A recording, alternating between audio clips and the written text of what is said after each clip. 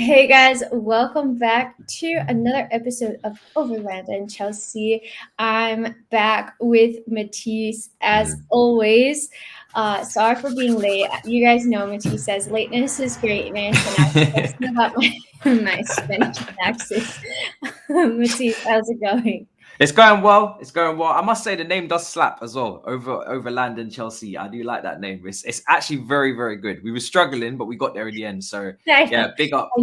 I need you to come up with the names for all of my. I'm not gonna have any creative juice left. I've got to think of some names myself for some of my shows. I'm running out of ideas very quickly, but yeah, we'll I see have what we no can cook up. names. I have no names. I'm just like recap. That's my name because I can't think of anything. Oh God, But it's mad. yeah, it's been pretty crazy. I feel like it's been a while since we talked. We didn't have a stream last week. That's why, because we were both busy. We couldn't do it. You're having laptop issues. I know that I see they're sorted now. All Yes, good. yes, thank God. I'm so happy now with this. I mean, I didn't technically need it, but it's fine. I'll run with it. It's new, and now we keep it moving. The old laptop managed to get fixed, so now I've got two laptops. But this one is so good. It's much Ooh. quicker, so I'm happy. I know it. I feel like you're super clear as well. I need my ring light, but I'm too lazy to get it. We have some Seeing that chat. comments. So so we can see my live on YouTube now.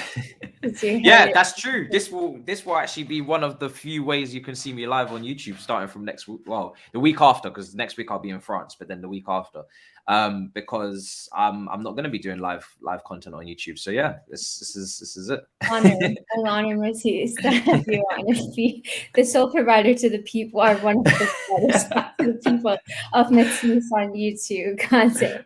That is brilliant.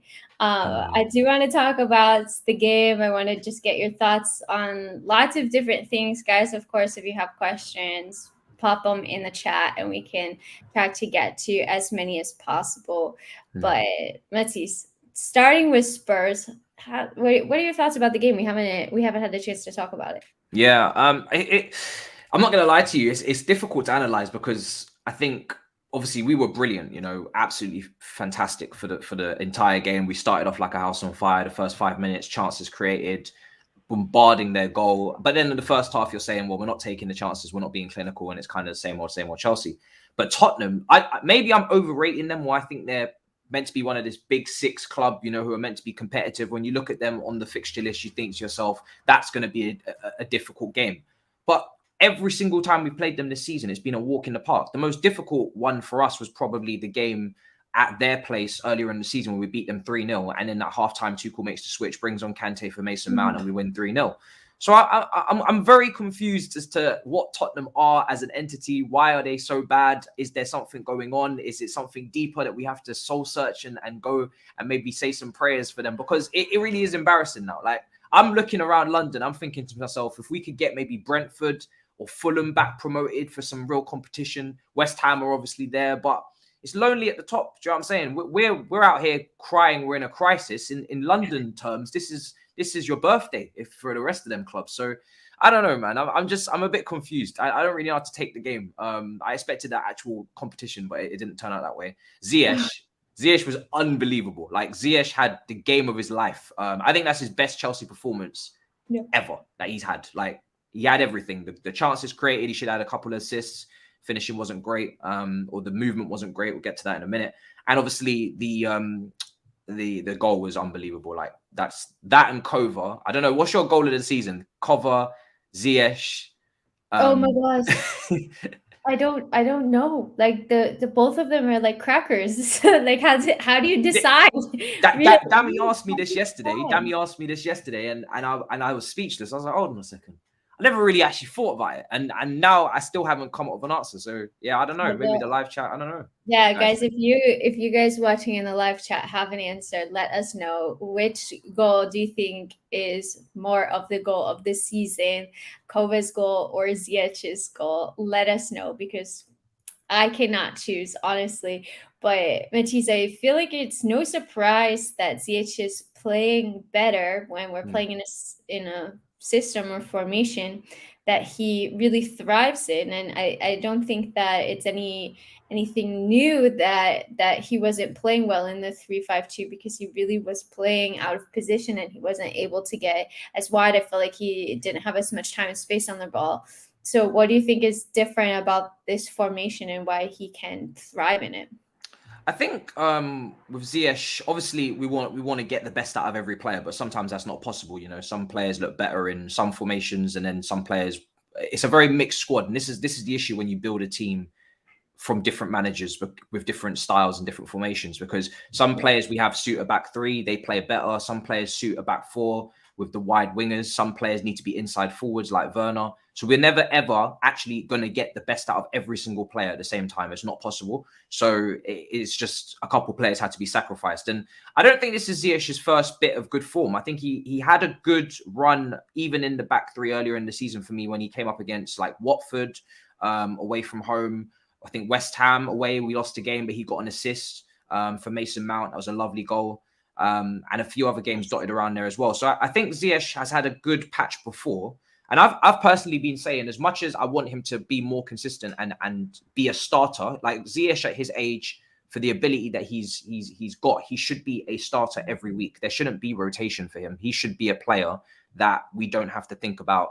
You know, he should be playing at a world-class level. That's his age. You know, that's the football club he's at. He's at that age where you want Bernardo Silva, Juan Mata, Mohamed Salah level of performance. And that's why I'm not going to get carried away, because people will say, oh, well, Ziyech, you were wrong. Well, until he starts putting up the performances where he is undisputed, untouchable, which is what he should be, then there's always going to be question marks. And we have to get back to that level, because there is a reason why we are where we are in the league, that many points behind Manchester City, because people haven't been playing well enough. So it's good form. He had good form previously as well. Like I said before, I personally think he's been our second best attacker of the season. Maybe he's actually almost going to be first if he keeps this up, you know, because I think Mason's been up there, but then I say sometimes Mason's performances haven't been great and they've been shadowed by a goal or an assist. But I think the overall contribution and the influence hasn't been as strong as it was last season for Mason. I don't think Mason's in the category for player of the year or anything like that, where last year he was the obvious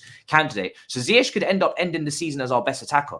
Now, that doesn't mean that, you know, it's an incredible season, because obviously we know our attackers are below the standard, but it would mean that he, out of everyone, really would have to stay, because that means he's been much better than the other candidates. He's been the best of a poor average bunch in terms of performance. So I think Ziyech is knocking on the door for some good end of the season form if he can maintain this. But it's all about continuing it now. That's what we want to see. We don't want to see a drop off and a rise. He needs to stay away from injuries as well. Every time Ziyech gets a bit of form, he gets an injury. It's very frustrating. Do you remember the preseason he had before the season started? Yeah. Ziyech had an incredible preseason, and this is what I'm saying. Like, I don't think that was a back four. He was playing back three as well, but he was incredible preseason. Then he picks up the injury, and then we don't see him again. So it's frustrating.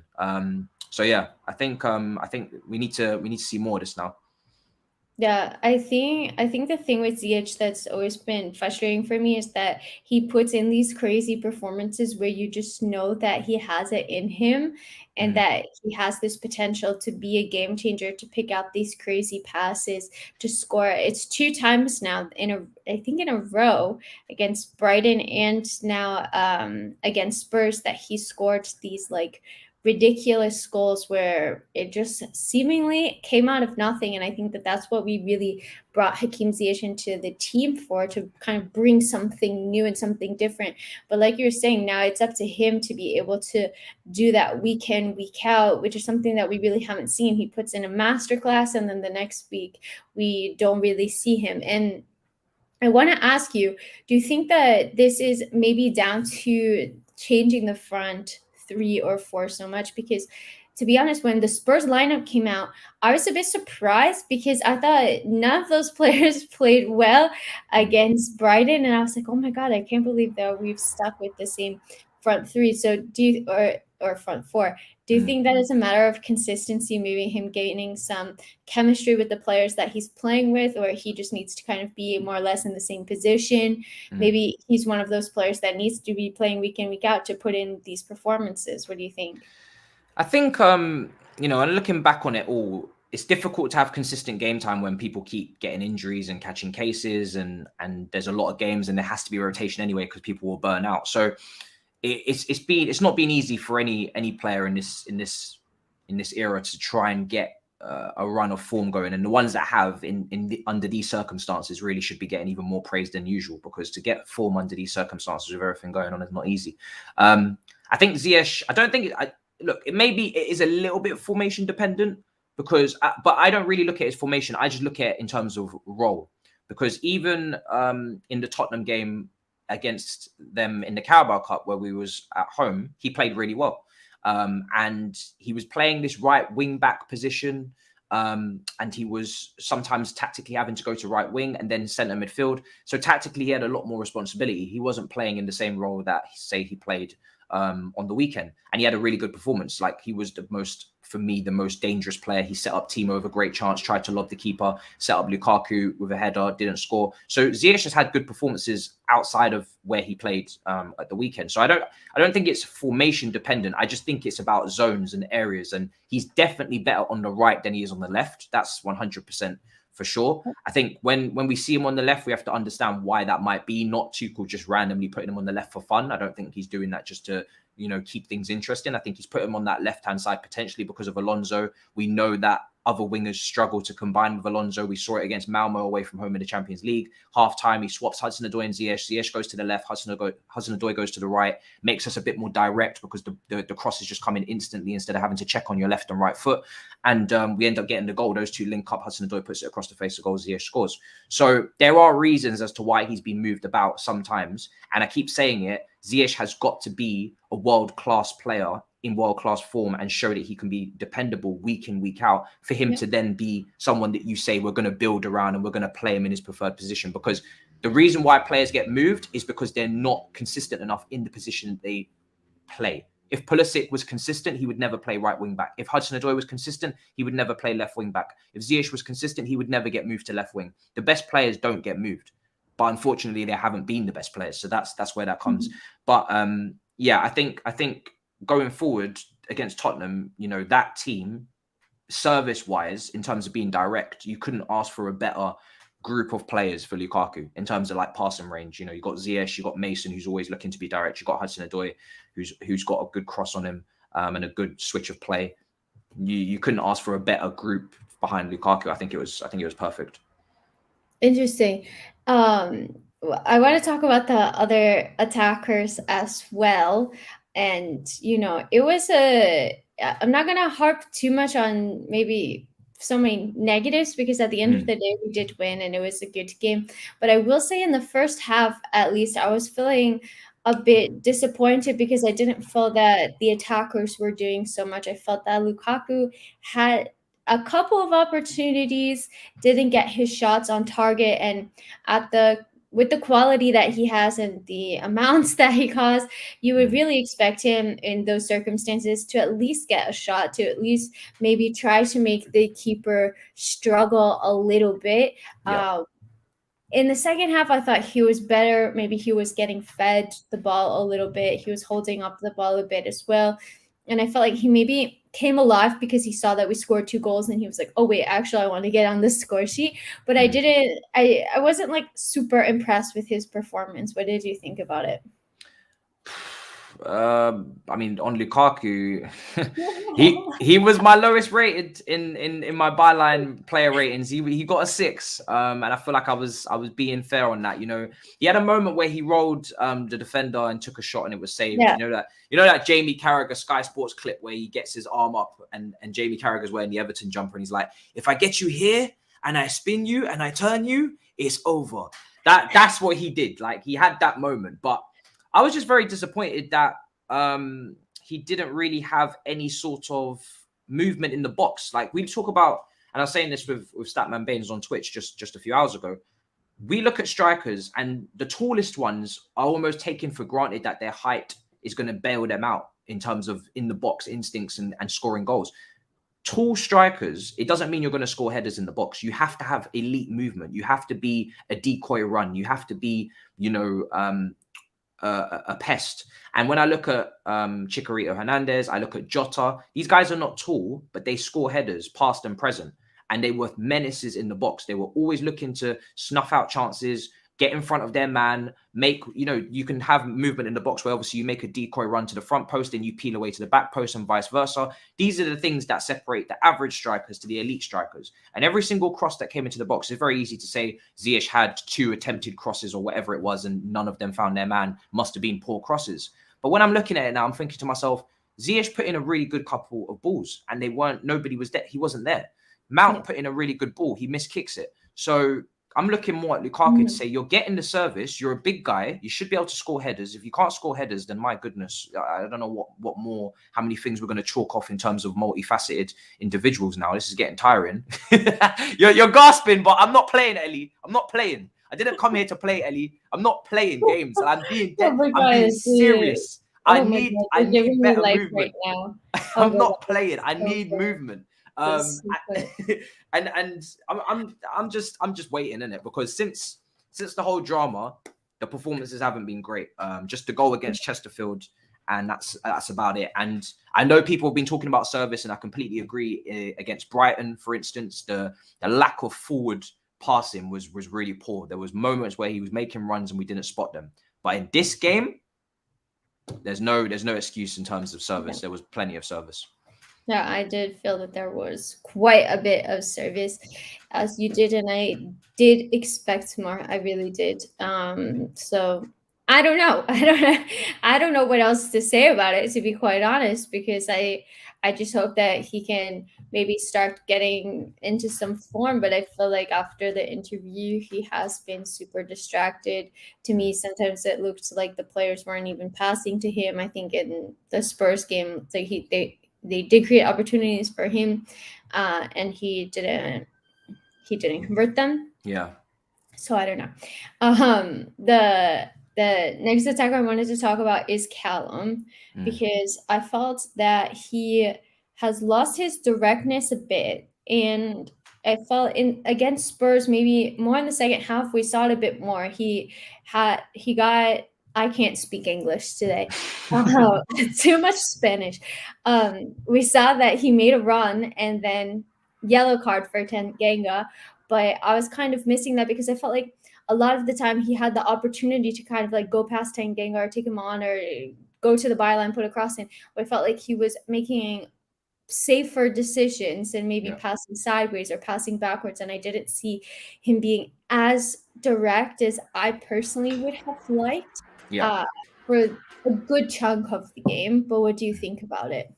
I agree. I think first half he was a bit passive. I think when you're coming up against Doherty and Tanganga, they're not the most talented players in the world. I would have hoped that he would have had the confidence to take them on, get them booked earlier. The first time he does take on Tanganga, then he gets him booked. And he tries to knock it past him. Tanganga brings him down. You get one of them players booked in the first 15, 10 minutes, you're having a laugh the rest of the game. Do you know what I mean? You're able to toy with them, do as you please. And it just took him a bit too long for me to do that.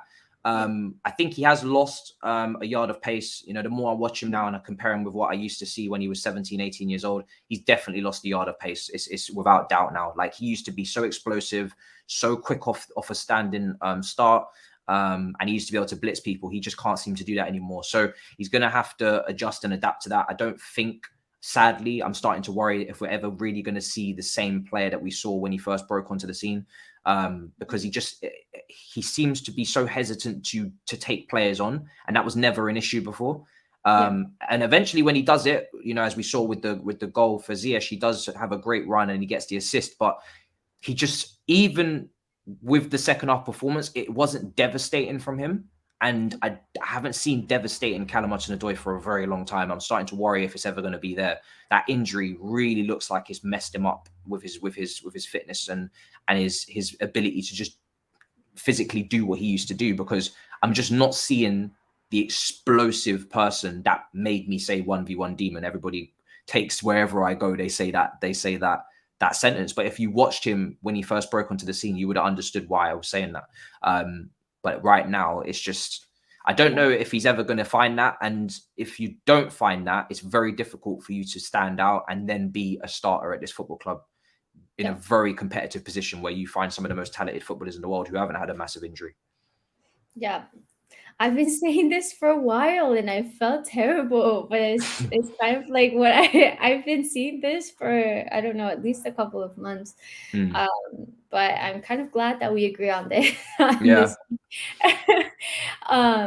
I don't know, like I know Pulisic hasn't been playing that well either, but I kind of like I feel like he has only had a run on the left against Liverpool, was it? I think it was against Liverpool. Yeah, he played on the left against Liverpool, yeah. Yeah, and he has like a pretty bad first half, but eventually he got the goal and he took it really well. And I thought he looked a lot more confident, and that was playing one game on the left, and then we haven't seen him since. So like I personally would love to see some minutes given to Pulisic on the left-hand side because I think that that's where he's best, and maybe he just needs some consistency and at least give him the run.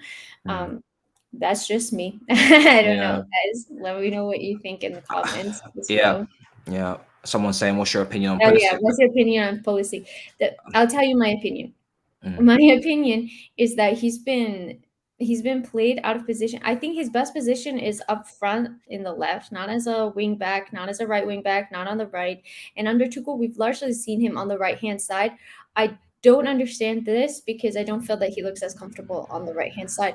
And it's not like there's anybody who's realistically performing at the same level or better. Everybody's kind of in the same category, in my opinion. Like there's nobody who I said, oh yeah, they're definitely occupying that left wing spot, so that spot is theirs. And sorry, Pulisic, you haven't been performing, you're going on the right. Like I don't feel that there's anybody that's been an out and out star performer in the attack as a whole, and especially on that left hand side.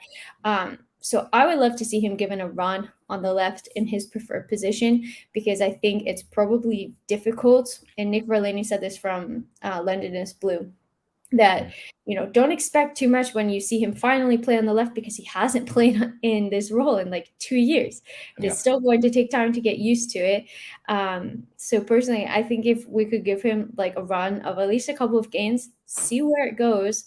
And then if not, well, at least you tried it and now you know. Yeah.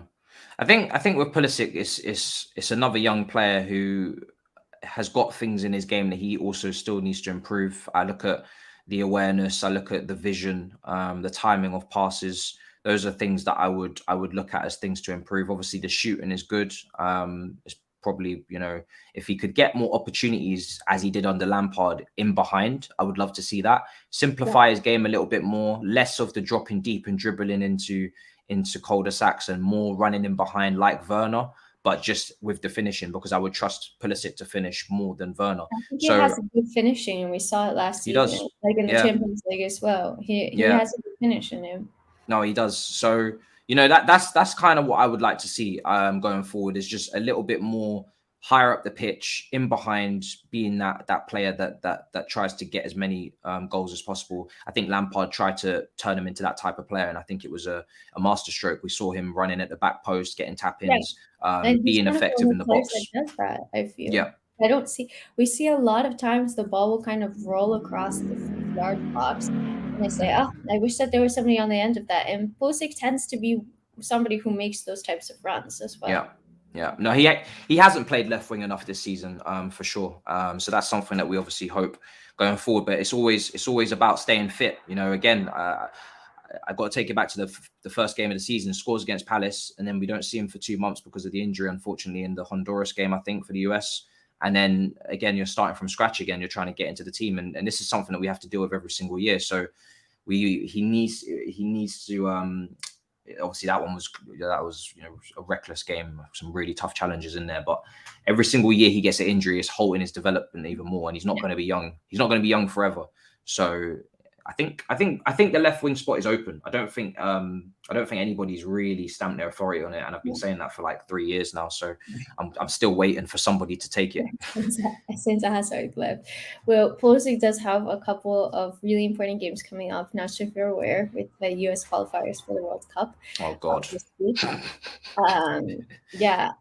2 of the games are actually an okay time for me. The other ones are at like 3 or 4 a.m. But two of them I'm hoping to be able to watch, and Pulisic is massive for Team USA. Had Jimmy Conrad on the channel, and he was speaking about the importance of Pulisic and how he's like the leader, one of the leaders within the team, and he's just a difference maker. So maybe he can have a positive international duty and hopefully come back to Chelsea fit and like ready to go. We have a question. And this is something I've kind of been wondering. We have not seen Kai Havertz recently. I don't know why. I don't think he's been injured. No. I think he had COVID, but I think he's come back for plenty of time. Yeah. And Sidar says Kai should get a chance instead of Lukaku to make the system more fluid and help creating space, especially with others. And I'm kind of surprised that we haven't seen Kai even as a substitute or anything. He hasn't come. What do you think of this? I mean, the last few previews I've done for the last few games, Man City, Brighton, I've wanted Kai to start personally. I think, we went on a good run, albeit against inferior opposition when Kai was playing up front. Yes, he's not perfect, but he helped the rest of the players around him play better. I think it was a lot easier for them to play their natural game than it is at the moment with Lukaku, who seems to be like a little bit of an odd fit right now with the rest of the attack. It feels like they have to force it because the passing range is questionable a lot of the time to actually find him in a direct way. But then when we do, obviously, like you said, against Tottenham, not great. But I think Kai deserves to come back into the team. I don't think Lukaku's played well enough to deserve to play. But obviously, we have a couple of games now, a couple of weeks, break, and then Plymouth, and then obviously the Premier League comes back with Arsenal, and obviously the Club World Cup. So there should be some rotation coming up for Kai with the Club World Cup coming up as well. But yeah, I think it's an interesting one because, the thing is with Kai is that you do want more goals from him as well, this season. That's one of my things with Kai is that I had him up there as one of the top young players in the league. I think everybody does when you pay that kind of money. That's what you're thinking in the second season. And he hasn't really reached that level where you can say again that you have to start every game. I think he's brought certain strengths and certain good things to the team. And I think we play better at the moment with him than with Lukaku. And I think he deserves to play it as well. But we all know the politics. Lukaku cost £100 million. He's going to get game time. He has to prove that he can do the talking on the pitch. No pun intended. And if he doesn't get that opportunity, then it's a thing where the board are going to start looking at it like, what's going on? At least Tuchel's given Lukaku the opportunity to showcase what he's going to do, if he's going to turn up or he's not. And then he can look at the board and say, I played him. So what now? What are we doing now? And I think that's I think that's a little bit of what's going on at the moment. It's given Lukaku an opportunity to prove himself after everything. Because I think if he didn't give Lukaku a run after the interview, there'd be a lot of questions in the media. Is Lukaku exiled from the squad? Have we fallen out with Lukaku? Is he ever going to play? And that causes more disruption. And I think, again, it always comes down to who's easier to bench sometimes when you're dealing with political situations. And Kai is the easier player to bench just from a pure personality standpoint. He's a lot more timid probably than Lukaku is. I don't even think probably. I think that's probably guaranteed, right? So it's just easier. And that is it right now. But I want Kai to come back into the team because I want to see, what his response is, kind of thing. And I think like one of the problems with Kai this season is that, last season he was really occupying the space that Lukaku is, meaning that 9/false 9 position.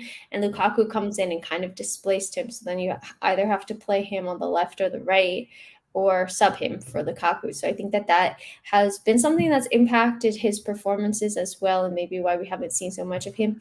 But I totally agree with you. Like I really want to see more of him. I think he's super talented, and at least to give him a shot. But super interesting what you said, because I hadn't thought about that perspective that, I don't know, maybe it's, more, I don't want to say that it's political playing Lukaku, but just to say like, hey, we played him, this happened, maybe he gets off of the books in the summer, you never know. Yeah. For everything that happened, if he's not performing as you would expect £100 million signing to perform.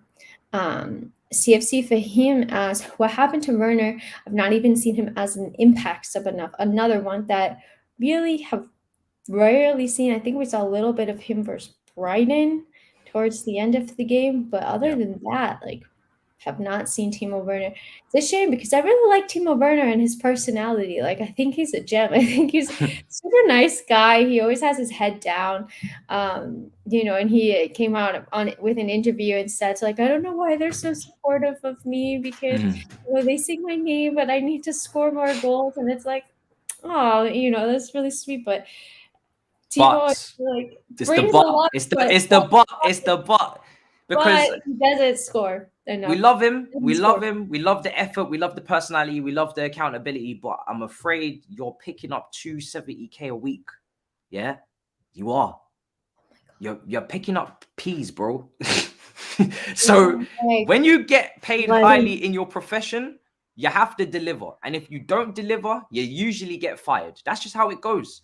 And I know football's an emotional sport and they do interviews and we love them and we buy their shirts, but there has to be some sort of production. There has to be. Because if there isn't, and if it's not high enough, which is the biggest issue, is the production isn't high enough, then you won't play. And we can't ask for consistency in the starting 11 and chemistry and then obviously then question where he is, because we're not going to see everybody at the same time. We're not going to see all these players at once. We're only going to see 3 or 4 of them if we're going to really establish any chemistry. And I think Werner, when he's on the pitch, we create more chances because of his movement, because of his threat. But then the end product from him is still very questionable. And it has been this season. His finishing is still not improved. He has not found his finishing. And he's not the easiest player to combine with. His first touch can be ropey. And that for me, I don't want to see him and Lukaku consistently with that link up play. That's just something that's a lot of attacks breaking down in my head. And I think Werner's one of them players that you just have to use him when you need him. I think there's certain games away from home at big teams. I think Manchester City away would have been a great game for him.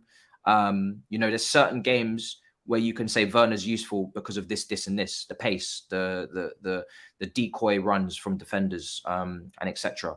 But there's certain games he's not needed, and the home games in particular where we're coming up against low blocks, we really don't need Timo Werner most of the time. So I don't think he's going to be a player that consistently starts at this football club. I think he's too technically limited for that.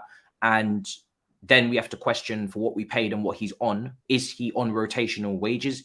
Was he a rotational signing? No, he wasn't. So then that's where his question mark comes. So he is as lovely as he is, as much as I like him, he is on the list of players to go in the summer for me, because unless he turns it around for the rest of the season, he's one of the first ones I would say he's got to go, because you can't just keep going and going and going with a player that Tuchel didn't bring in, respectively. If this was Lampard in charge, then fair enough. You bought him, or you was part of the person that signed off on him. You must have had a plan for him. What's going on? Tuchel didn't bring him in. And I don't want to see Tuchel's job on the line because he's dealing with players that he didn't sign and can't get the best out of all of them. I've said that so many times. So if Timo Werner can't find a way to get himself into this team, and like I said, this team is full of a bunch of players from a bunch of different systems and a bunch of different formations. Ziyech wants to play on the wing, but Timo Werner can't play on the other flank. He can't play out front on his own. He needs to play in a narrow front three. So that means Ziyech is not going to get the position that he wants.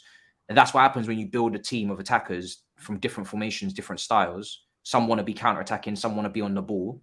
It doesn't make sense. And if you're going to go in one direction in a cohesive attack, you need to get rid of some of those attackers, because they're not all going to be at their best playing together. It's just not going to happen. So who else is on your list of players to sell?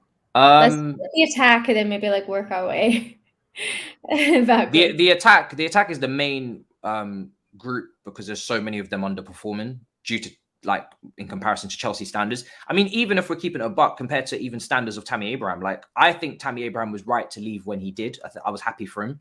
He wasn't playing under Tuchel, and I think he still needs to develop. He wasn't a title-winning striker yet. He had a better first season than most of these guys, and he didn't cost anything. So that is the perspective at the end of the day. And 16 goals. Yeah, he had 16 goals and he picked up an injury mid-season. Then obviously Giroud took the baton after that, and Pulisic. So he could have had more goals maybe without that knock. Could have maybe even hit 20, and that would have been ridiculous. So he wasn't far away. I think for me, Werner is up there. I think Ziyech this season has definitely helped his case to stay for one more season. He is on a ticking time bomb though, because he is in his prime, so he has to deliver. I don't really have the same patience to say, Ziyech is a long-term 5-year plan like I would with Kai. You know, Ziyech is meant to be doing the business now. So, but he's been better than most. So I don't think he's really under fire. But he may even decide. Sometimes some of these players may decide they want to go themselves. It's not really just about players that I would say I think should go because they're not good enough. They may say to themselves, this is not working out. This system isn't good for me. I need to make my national team. I need to make this World Cup. I need to make this Euros. I need to leave. And that may be the case for a few of them. I've said it before with Pulisic. As much as people say patience with Pulisic, he's young, and I've said that as well. He may decide that I don't really want to be a rotational player anymore. I want to play every week. I need to get consistency here. If I'm going to lead the US national men's team to a World Cup, then I need to be playing consistently, and I need to find my best form under circumstances where I'm not rotated. I think Hudson-Odoi, there's always question marks with him, whether he'll stay, whether he'll go out on loan, or what will happen there. I always had Ziyech, Werner, Hudson-Odoi, and Pulisic as the 4 players that your question marks on the future. Lukaku is now added into that because I'm not going to lie to you, ever since that situation, I'm looking at his game from an objective standpoint now, and I'm saying you've got a lot more flaws and a lot more limitations than you had when you first signed, because I just thought you was an all-rounder. I thought you'd improved your game, but you have got a lot of limitations. So if a big bid did come in for Lukaku and he hasn't improved till the summer, then I'll take it. I would take, personally, I know the club won't because they don't want to make a loss, but I would personally take a 75, 80 million pound deal on Lukaku in the summer if he doesn't improve, without no problems. Yeah, me too. I think, I don't know, ever since the interview, it's just kind of left like a sour taste in my mouth. Yeah, it's just all it is really is that he's just a normal player now. He doesn't like the connection you have with Aspie. You're not going to have that again with it's not going to be the same with Lukaku. The connection that I feel to, say, Reece James or Mendy right now, or Thiago Silva, I'm not going to have that connection to Lukaku. We obviously want all the players to do well. We back all of the players when they're on the pitch, but there's favorites. Everybody has favorites. Everybody has players that they love. Do you know what I mean? And it's impossible for me to love Thiago Silva at the same amount as Alonso. Like, that's just foolishness. Like, if you're expecting that from me, then you may as well log off, because it's not going to happen. Do you know what I mean? That's just not going to happen. And Lukaku, all Lukaku's done is he's put himself into a category of players where I'm just like, perform. If you don't perform, leave. If you do perform, great. Like, that's all it is. It's like, play your best for the club, and that's it. Like, he's just in a normal category. So he's not in this like heartstring category. So he did it to himself, and we'll see what happens.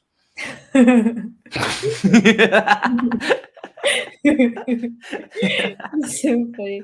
Flyaway said I'm depressed after listening to all that. I know. There's a lot of attackers, bro. That is the clutch. That is the issue here. Do you know what I mean? Like, there's been a lot of games. I don't have to go through the games where we've dropped points at home in particular, because we haven't put the ball in the back of the net. Everton missed a bag load of chances. They've been playing so poorly as well. Like, Brighton at home. Do you know what I mean? I'm like, how did that happen, please? But the thing is, we haven't lost that many games. You know, I think we've lost Man City, and then before that it was West Ham, I think, in the league. Yeah. I don't think we've lost many games in the league, but it's been too many draws. And the reason why we're drawing is because we're not scoring the goals. And we're not scoring the goals because, you know, for me, the attackers, obviously the wing backs don't help, and there's other things, but the attackers are not finishing. So, yeah, that's how it is. Interesting. I'm not sure how like accounting works, and I should, because I was actually a finance major in college. I did accounting, but I dropped out. Yeah. So for Lukaku wouldn't be a loss in accounting terms, as we would have amortized 20% of his transfer fee. It makes sense. If anybody can confirm this, but I understand what you're saying. It makes sense. Oh, okay. Amortization 20% if his transfer fee. Oh, right. So maybe did we not pay the full 75.5 million outright? Maybe there was some add-ons and some clauses if he hit certain milestones with goals and with trophies won. If that is the case, then maybe we're not making a loss. And that is why, for me, you have to make a decision on him very much in the summer, because either you keep him and you now start to create a situation where the attack is servicing him, where we sign more direct players. And I'm afraid Pulisic doesn't come into that realm. If you're talking about players that are going to, for me, link up with Lukaku best, Pulisic is probably the complete opposite so far of that. And I know people say you haven't seen them much together. I'm just taking best traits from Pulisic, best traits with Lukaku put together, and it doesn't make any sense. That's all I'm saying. You know, Pulisic's not going to cross the ball. He's not going to switch to play. He's not going to play through balls in behind. That's not the type of player he is. He wants to dribble. He wants to combine. So I'm just doing 1 + 1 is 2. And if you're going to keep Lukaku, then you have to get players that are going to service him, and it's going to be predicated on him. And we're going down a dimension of getting the best out of one player again, which I don't like at all. And it's not how Man City and Liverpool operate, but it is what it is. If we're not going to do that, then you sell him, and you get him. You have to sell him quickly, because the longer he stays, I'm guessing the more his value depreciates, because his contract goes down and he gets older. So you have to make that decision this summer. So it's either you keep him or you don't. And hopefully, hopefully he just starts playing well, so we don't even have to discuss that in the summer, because it is a lot to deal with. It is a lot to deal with, and I think the club signed him thinking he was going to be like an option at least for the next like 3 to 5-ish years, you know, to solve the striker issue, and that hasn't been the case, and it's been super disappointing in my opinion, because I just had such high hopes, and now he has only scored a handful of 5 goals this season. I think like really, really poor, and it hasn't looked up. So I don't know. People are saying, who would you get if we sell him? Brozier. I'd recall Brozier. You'd make a massive, in terms not profit on Lukaku, but you'd make a profit in terms of one player in, one player out. Bring in Brozier, and it would be Brozier, Kai, and then you'd need maybe one other. But it depends on whether you keep or sell Timo. If you get rid of Timo, then you definitely have to get another forward who can maybe play on the wing as well, who can be a goal-scoring threat from the wide areas, something like that. And that's the way I would go. I wouldn't really go for another big name. I'm kind of tired of the big name strikers. Historically, it's not really been what's good for us. It does not worked out. It doesn't work. And I'm kind of bored of it now. And I don't think we need to go down that road. I think we need to get some scouts, and we need to really do our due diligence, and we need to really think about the traits and the characteristics that we want and we need. And then if that is someone who's not as well known but can do the job and turns out to be a great player, then I prefer that, because everybody's talking about Erling Haaland and Vlahovic and all these guys, and I'm personally just like not bothered, not interested right now. Like I'm very much got PTSD and very much haunted and having nightmares with number 9s and big names right now. I'm not interested. You know what I mean? I'm tapped out. So I think Brozier would deserve it if he continues to play how he's playing at Southampton. If we want to keep him as well, or if we want to sell him to Southampton, then by all means don't bother. But if you want to keep him, you probably need to give him a role in the team. So I'd go down that route and focus on bringing in players that can get goals from other areas in that attack, not just the actual number 9. You know, Man City have got Gabriel Jesus and Fernan Torres. Neither of them were world-class strikers, but they had goals coming from other parts of the pitch. And I think we tried to do that, but we just didn't sign clinical players. You know, Pulisic was never a clinical winger with goal scoring when he was at Dortmund. Ziyech was never a clinical goal scoring winger either. Hudson-Odoi has never been, well, unfortunately in the first team, hasn't replicated from the youth team, clinical winger. We can still do what we're trying to do, pressing from the front, you know, players that interchange, but we need to have clinical players that do that. And then I think we'll be okay. Yeah, and I think you can, you have other players around the pitch that can score. Conor Gallagher's, I think, Crystal Palace's top goal scorer this season as well, and I fully expect him to get a run. And I don't remember where I read this, but that apparently he was almost very close to even staying at Chelsea this season, and could have perfectly been with us. So I do think that there is an opportunity for youth players to have a chance, and they cost us nothing. The salaries are more manageable. Your accounting part of your brain there just was like, yes. Yeah. They cost us nothing. And they're super talented, and they're really, really talented players as well. I saw something that I wanted to talk about, and now I'm kind of like blanking. Oh, I remember. The thing that bothers me is kind of like what you said, so that I feel like we buy these players like without like thinking about the future, and we're just like, oh, they're scoring a ton of goals, so we're gonna buy them, and then they're working in all these different systems, and then we buy them under different managers, and then we wonder why that doesn't work out for us, because it's like this big conglomerate of like players coming together that played in different systems and have different traits, and we're just trying to mesh everything together. Yeah. And I really hope that Thomas Tuchel is given the time to be able to get the best out of his team and build something, because we've seen that Pep and Klopp have the time. Chelsea historically do not give time to managers, but I really feel that Thomas Tuchel is world class. We're not going to find another Tuchel, and I really, really want to make sure that he stays. Yeah, no, 100%. I think it would be very sad if we was allowing him to go after what he's been doing so far. And obviously it's got to continue. I think he said that. But, there's Gallagher, there's Berger. They're both, I think, top scorers for their clubs. Use that. And I've already said personally, I don't think we're going to be in a serious title race next year either. I think there's a lot of changes in the squad that has to be made. There's a lot of decisions that have to be made, like I said, with Lukaku, etc. And that's going to take time. Me expecting this board to get everything they need to get done in one window is just delusional. I'd love it, but it's not going to happen. So 2 summers, keep winning those cups, and then 23-24 have the squad and the harmony back as well, and the situation where we're going for a title and everything is kind of more tailored to what Tuchel wants to do, flexibility wise with the formations and stuff like that. So that's where my headspace is at. And if Tuchel is winning the league in his 3rd full season, I don't think that's a disaster. He's won the Champions League. He's winning a lot of cups, hopefully in the next few months.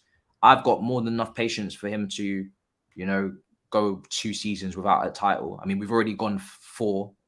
So what's 2 more if it means that we build properly, some serious scouts, serious team.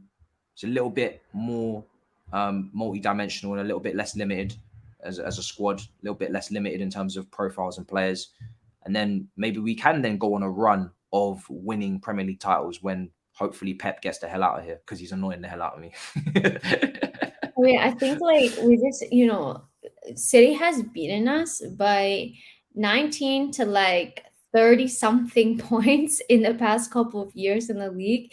And it's just crazy to think that we're going to close that massive gap that's been there in one season. I saw this tweet, you've probably seen it, that was like, oh, there was a 10-point gap between Chelsea and the top of the table when Lampard got sacked, and there's like an 11-point gap now, or whatever the numbers were, that they're like quite similar. But it's a completely different context. What? No way. It's not different. No, someone just did some really basic analysis and you're not going to just give them the praise. What? They didn't do their due diligence and really look at how many points Man City have at this stage compared to how many points they had last season. What? It's almost like Man City have gone on a 13 winning game streak, and we had about 12 or 11 points at this stage, more points than last year. What? Why do people think we're stupid?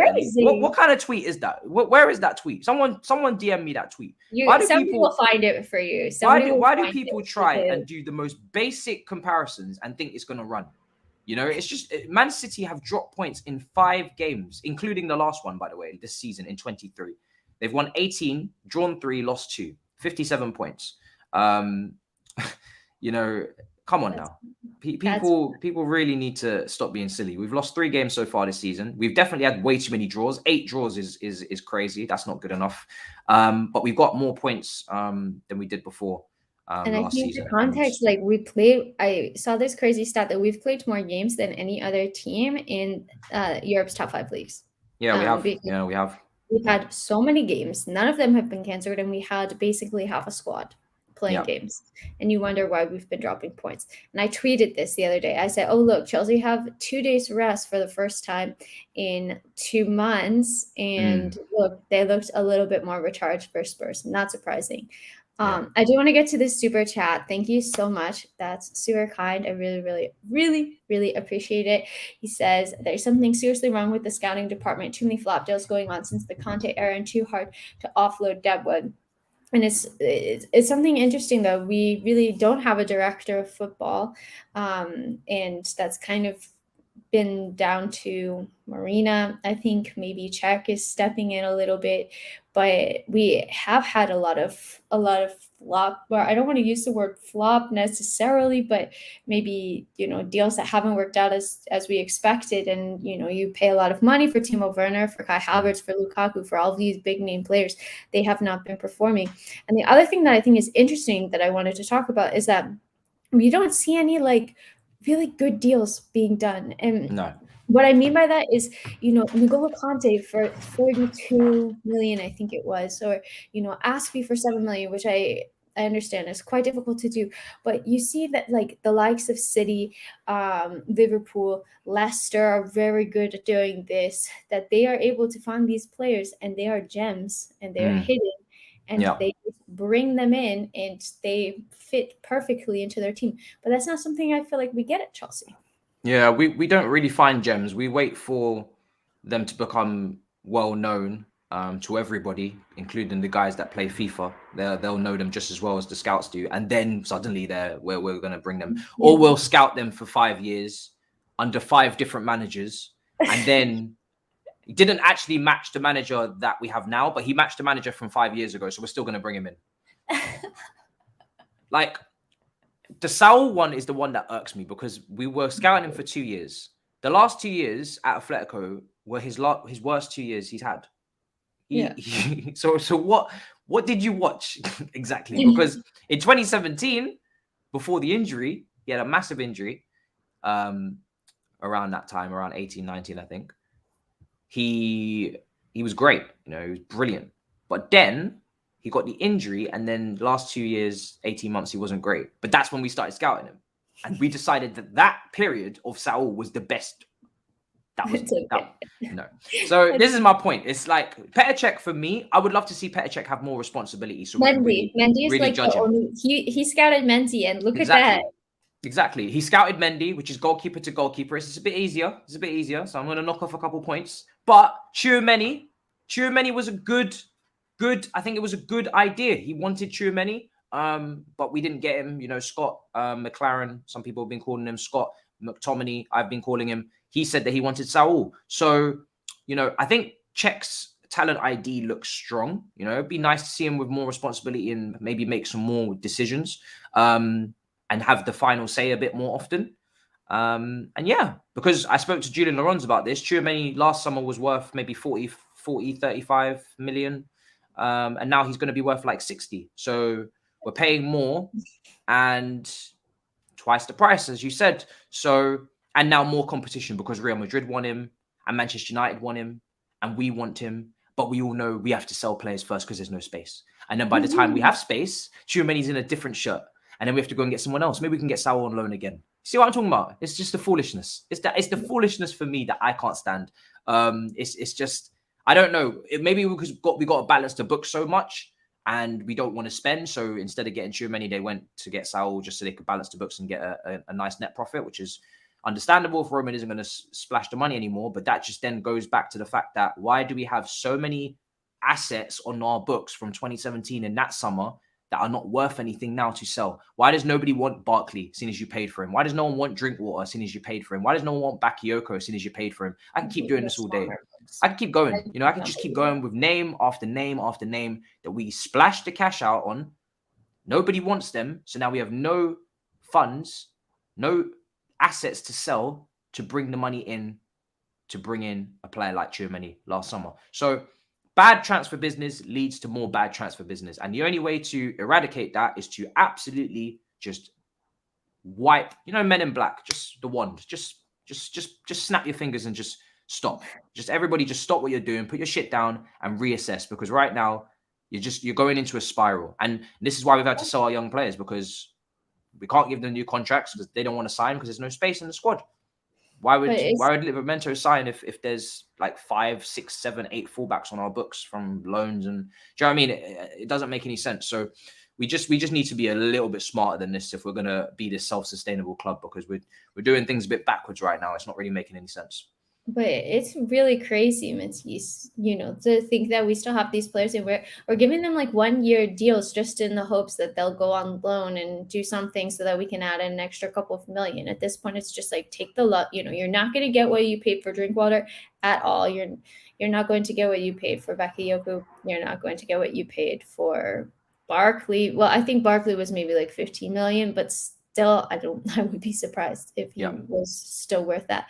And just take the loss. And I think that we need to see a lot of these players that I truly like have forgotten that they are still on the books, because we have not seen them play in years and years and years, and they just keep going out on loan.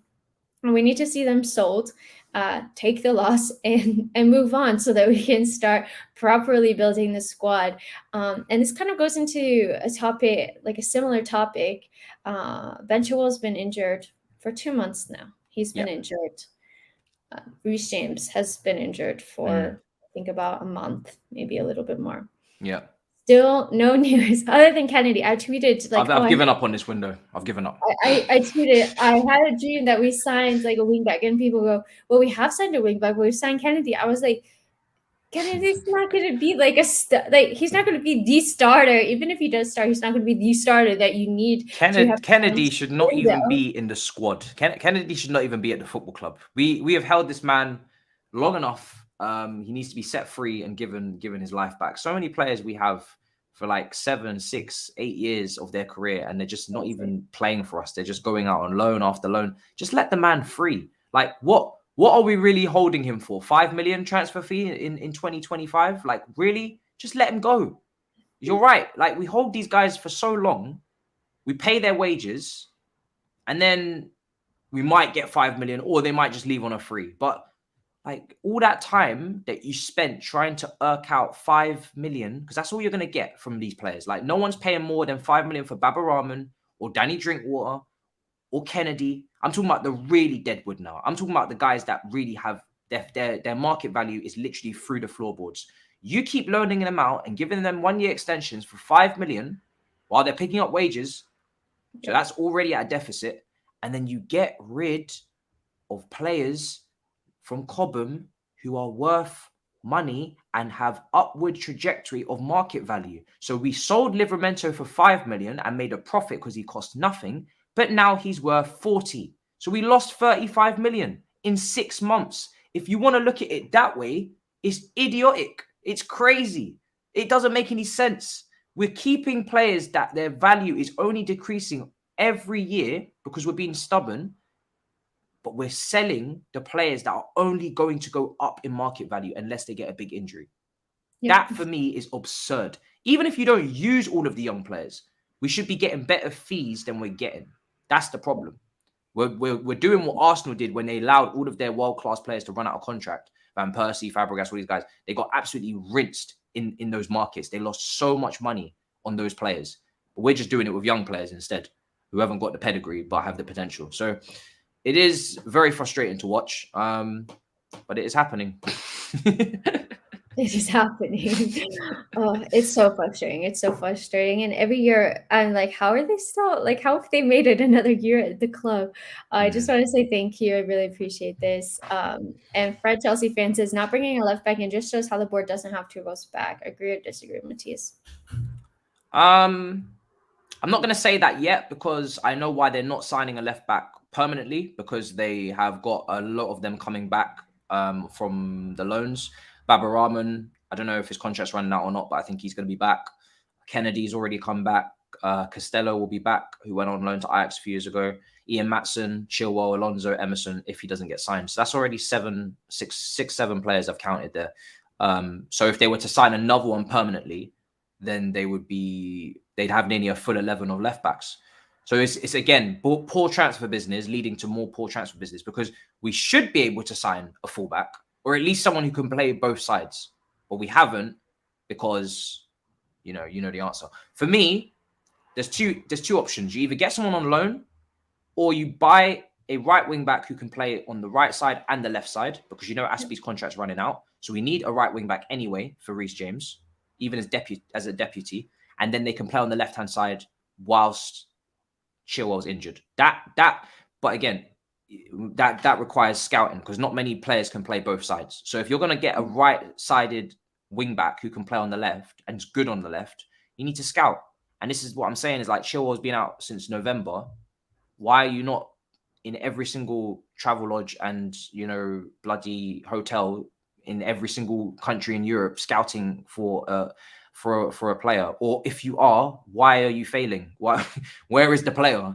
You know, so people like to make all these excuses, but at the end of the day, this is your job. You know, if I don't do my job, I don't get subscribers and I go back to work in Sainsbury's or whatever. So like everybody has to do their job here. If you don't do your job, there's consequences in every part of life. So I don't understand why scouts who have got a pretty iffy track record in the last couple of years can't be criticized because they work for the club. Yeah, you do. And you make a lot of money. So do your job because Tuchel's doing his job. And if you don't do your job, he will get sacked because you didn't do your job. And it happens all across football.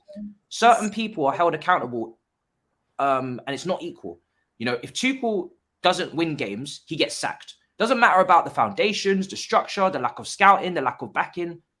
But if the scouts don't do their job, they're fine. If the referees make mistakes, there's no accountability. But if a player doesn't have a good performance, he gets criticized. There's many parts of football where it's unequal criticism or unequal justice. And I've had enough of it. So that's why I'm very hell-bent on scouts right now.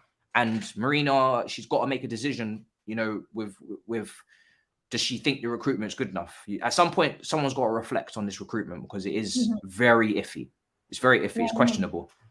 No, it really is. And Tuchel's just doing like the best with what he's got. And I think he's been doing a fantastic job. But it's like it's so frustrating. Somebody said we're gonna end up with Dembele this window.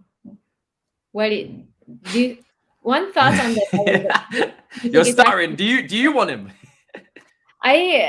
Not really. Like I don't think that's like a position that we really need to look at right now. I don't get it. And he's very injury prone. I mean, if he can come back and be, you know, like a super attacker and you're getting him for 15 million, yeah, maybe it's a good steal. But I just feel like it's super risky right now for I don't know, like the positions that Chelsea need. I feel like there's other positions that we kind of need to sort out first. And so I prefer to see those sorted. But what do you think about it? I'm trying to wrap my head around how this works. So if we sign Dembele, that means one of those attackers either have to leave or they have to move position. We've seen Pulisic at right wing back a few times. We've seen Hudson-Odoi at left wing back a few times. So in a back three, one of those two players are going to have to permanently make that their new position for the rest of the season because you can't rotate 8 attackers in 3 positions or even 4. So, because that's no chemistry, that's no relationships, that's no stability, that's no good.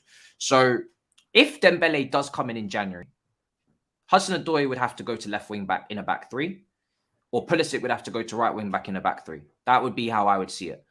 If we go up to a back 4, there's even less movement there because neither of those options are going to fullback. That's just absurd. Malangsa will obviously go left back. It's a bit lopsided in terms of the team. Someone's got to go. So I can only see him coming in if we're playing back 3 because at least then one of the wingers become a wing back. And then it kind of, if Barkley goes, makes a bit of sense maybe. But I'm clutching at straws. Personally, for me, I don't really, and I've said it, I don't really want the player. I think he's a risk. If you want him, you don't want him, everybody will agree he's a risk. On a 4-5 year contract, 250k minimum a week, he's a risk. Whether he costs 15 million or he costs nothing on a transfer fee, but you have to give them 20 million agent fees, which is still money, by the way, coming out of the club in terms of finances. Just because on transfer market, it goes down as 0, it doesn't mean that it's 0. It goes down as a different fee somewhere else in the financial budget. So the club is still paying for this guy. He's still a risk. So for me personally, I don't want to take risks that big because they are 50-50, whether they're going to work or not. And yes, Tuchel wants him, and that's great. And obviously I want Tuchel to get the players he wants. So if he does come, I'll back him, of course, as I always do with every single player. But my opinion right now is that if we had better scouts, they'd be able to come to Tuchel with better options than Dembele because he's not in good form and he's injury prone as hell. And he's got a few attitude problems as well. They'd be able to come with someone who doesn't have any of those issues, but still does the same profile as Dembele Maybe not a big name, but again, same as the Liverpool model. Sometimes you have to go and shop for players that are not categorically world-class or 89 rated on FIFA, but they can come and do a job for Chelsea Football Club. But if we don't have the scouting done, then you can't really tell Tuchel no. That's the issue. And I keep saying it, Tuchel's not a scout. His opinion is ridiculously valid. Of course, he's literally for me, one of my probably my favorite manager we've ever had. So of course he's going to get a say. But you should have the people that are doing the job 24/7, waking up in the morning, brushing their teeth to be scouts. They should be coming with ideas, because Tuchel's not a scout. He's not at every game Dembele plays, watching him extensively. He's not at all the games in Europe, watching all the players. He hasn't got the time. He's a coach. He's a manager. He's doing press. He's doing media. He has to sleep. I think the other day he said he went to the dentist. He's a normal human being. So the people that do the job, what are your options? What are your suggestions? If you don't have any, then get Dembele. But personally, I don't want him because I don't want to take that big risk. I think there's other players we should be able to find. But it is where it is. Whatever happens, happens. And we already have players on super high wages. Just wanted to say, and injury-prone players as well. That's the thing. We've already got injury-prone players. So if we didn't have any injury-prone players, I wouldn't be as worried, because at least then we wouldn't, it wouldn't be such a big thing. But we've got Ziyech, who every time he gets into form does pick up something. Pulisic, injury-prone. Kante, injury-prone. So we already have quite a few players that are injury-prone, and you add another one to it, and then if he does inevitably get an injury, which is highly likely, you don't get to play him. And that's why I'm against Hazard. So I just don't know. I just think it's all a little bit silly. I mean, when you look at Liverpool, the reason why they've been so successful is because their front three is fit. Yep. Man City, the same. So if you want to bring in injury-prone players, have fun, I guess. Doesn't make any sense. Guys, there's over 100 of you watching. Make sure to drop this a like, because it helps people to find my channel, and subscribe to my channel if you enjoyed this stream. Matisse and I do this every single week. Matisse will not be here next week because he's going to Paris. Yes. For a much deserved break. So we won't be on next week, but we will be on the following week and all the weeks after that for the rest of this season at least. So make sure it's going to be the same time, 5:30 UK time, 6:30 Spanish time, whatever time zone you're in, just convert to that. It's that time every week. We will be here. Make sure to follow us on socials, especially subscribe to Matisse. He's on Twitch as well, Twitch partner. On Twitter, he's on everything. TikTok, amazing. I started posting on TikTok. It's not the dancing and all that, but I'm gonna do some videos like I did on Twitter. I put them on Instagram too when I'm feeling it. If I've got something I want to get off my chest, or a little game review, it just depends on the moment. I don't want to do it for every single time if I ain't got nothing to say. But some memes, some Big Six intros that I thought were quite funny. I'm throwing stuff up there. I haven't found my niche on TikTok yet, in terms of what kind of, I'm sure I'll find something that I'm like hopefully known for. I'll just keep repeating it and it'll just keep being funny. That'll be a lot easier on my head. But until then, I'm just throwing stuff out there. But that's what I'm doing. You guys are on TikTok, let me know what to post, because I literally have no idea. I have no idea. But guys, make sure to follow us, subscribe to our channels, please. I just hit 10.8K, which you might say, that's so random, Ellie. Why are you happy about 10.8? It's because I've had 10.7 for what feels like forever. So to get to 10.8 has been amazing. So we'll be growth is growth, people. Growth is growth. I'm telling you. Growth is growth. Yeah. So guys, make sure to follow us. I really appreciate it. Matisse, any last words? Big up to the chat as always. Pleasure. Glad you hope you enjoyed the show. I'm not gonna say glad you did, because I'm not gonna make the assumption. But smash the likes. And listen, I think that's me. Probably that's it for today in terms of content. Maybe something on YouTube. It depends on other human beings, unfortunately.